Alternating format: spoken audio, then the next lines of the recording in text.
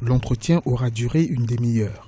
Au menu des discussions entre les deux chefs d'État, le litige qui oppose les Comores et la France sur l'appartenance de Mayotte. Pour le président comorien, il est désormais urgent de trouver une solution à ce conflit qui dure depuis près d'un demi-siècle. Nous avons un contentieux effectivement avec la France, on connaît le problème de Mayotte. Le problème, à notre niveau, on le pose.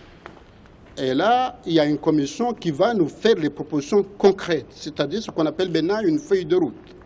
Parce que concrètement, c'est comme si on peut claquer les doigts. On ne peut pas. L'ONU a claqué, pas de ressources, ça n'a pas donné de réponse. Donc on ne peut pas faire ça.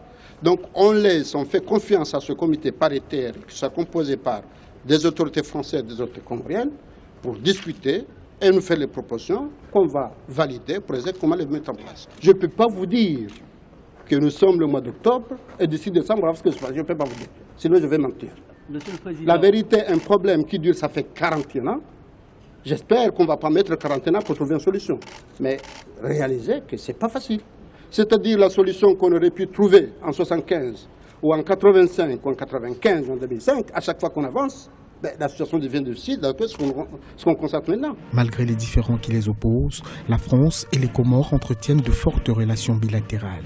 Mais depuis l'instauration en 1995 d'un visa supprimant la liberté de circulation entre Mayotte et les Comores, cette amitié a baissé d'un cran. À Maroni, la capitale des Comores, ils sont de plus en plus nombreux à réclamer la rétrocession de Mayotte. Vous savez que les Comores, c'est un archipel de 4 îles, où il y a eu toujours des circulations depuis des millénaires.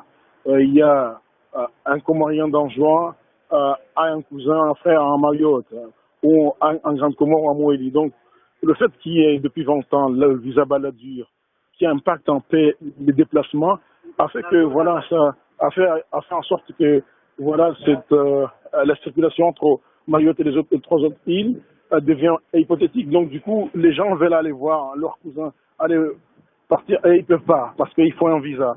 Donc, faute de visa, les gens prennent des risques, ils entrent dans des barques et ils se noient dans la mer, que Mayotte rejoigne ces îles sœurs et qu'il y ait une coopération. Bien sûr, ça ne peut pas se faire du jour au lendemain, mais sur le long terme. Dans sa résolution 376 du 17 octobre 1975, l'ONU avait demandé à la France de rendre Mayotte aux Comores. Mais depuis, il n'en est rien. L'Élysée considère toujours Mayotte comme étant un département français.